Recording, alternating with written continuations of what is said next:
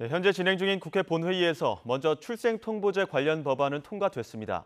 하지만 이태원 특별법과 노란봉투법 등 쟁점 사안들을 두고는 지금도 여야가 강대강 대치를 이어가고 있는데요. 어제 대통령실이 단행한 개각에 대해서도 후폭풍이 이어지고 있습니다. 취재기자 연결해 알아보겠습니다. 이준엽 기자. 네, 국회입니다. 네, 지금까지 본회의 상황 설명해 주시죠. 네, 조금 전 오후 2시부터 국회 본회의가 열리고 있는데요. 출생통보제를 담은 가족관계등록법 개정안이 재석 267명 중 찬성 266명으로 가결됐습니다. 지난 19대 국회부터 오랜 시간을 끌어온 논의가 수원 냉장고 영화 시신 사건을 계기로 드디어 결실을 맺은 겁니다.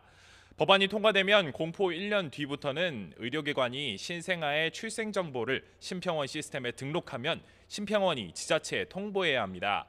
소관상임위인 법사위에서는 법안 심사 보고를 하면서 출생통보제 부작용을 막기 위해서 익명 출산을 보장하는 보호출산제가 향후 함께 도입돼야 한다고 강조하기도 했습니다.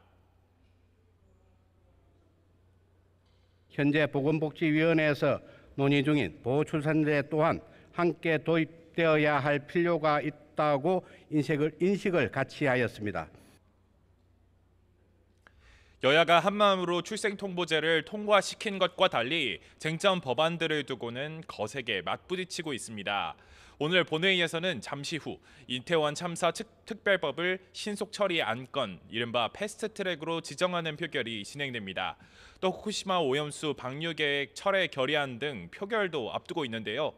여당은 민주당이 단독으로 법안을 폭주하며 강행하고 있다면서 강하게 항의하고 있습니다.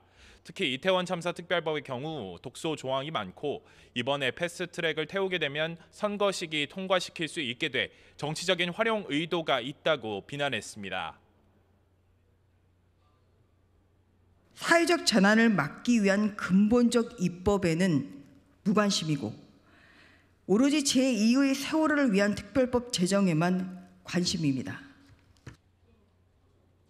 반면 민주당은 오늘 오전에도 국회의장 주재로 여야 원내대표 대화를 했지만 전혀 진전이 없었던 만큼 더는 지체할 수 없다는 입장입니다.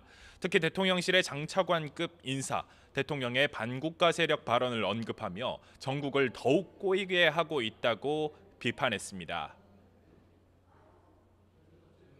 장차관급 인사, 또 대통령의 반국가 세력 발언, 이런 것들은 전국을 더욱더 꼬이게 하는 그런. 지금 국회 본회의는 노란봉투법 부의 표결을 앞두고 여야가 번갈아가며 치열한 토론을 벌이고 있습니다. 앞서 여당은 지금 표결을 앞두고 퇴장하겠다고 예고하기도 했는데요. 무기명 표결로 표결이 진행될 예정입니다. 네, 그리고 어제 단행된 장차관급 인사에 대해서도 여야 후폭풍 이어지고 있죠. 네, 앞서 언급했듯 야당은 극우 편향 인사라며 이번 장차관급 인사를 깎아내리고 있습니다. 민주당 이재명 대표는 온통 나라가 극우로 변해가는 것 같다며 어제 발표가 실망을 넘어 당황스러웠다고 비판했는데요. 특히 김영호 통일부 장관 후보자는 김정은 체제 파괴를 주장했고 김홍일 국민권익위원장 후보자는 BBK 수사를 맡으며 이명박 전 대통령의 면죄부를 준 인물이라 지적했습니다. 꽉 막힌 지난 1년의 국정을 돌파할 방안이 오직 태극기 부대, 극우 유튜버뿐이라 생각하는 게 아니라면 대통령은 이번 인선에 대해서 전면 재검토하기를 바랍니다. 반면 여당은 앞으로도 검증 절차가 남아있는 만큼 우려가 있다면 해소될 것이라고 논란에 선을 그었습니다. 특히 통일부 장관은 청문회 절차가 남아있는 만큼 발언 내용을 앞으로 설명할 것이고 극우 유튜브 채널 운영 논란에 휩싸인 김채환 국가공무원 인재개발원장 내정자는 청문회는 없더라도 언론 등을 통해 본인이 충분히 설명할 것이라고 감쌌습니다. 혹여 발언 내용과 관련해서 우려가 있다면 그런 부분 해소될 것이라고 생각을 합니다. 개각과 관련한 여진이 국회에서 이어지면서 향후 열릴 청문회에도 관심이 쏠리고 있습니다. 지금까지 국회에서 YTN 이준엽입니다.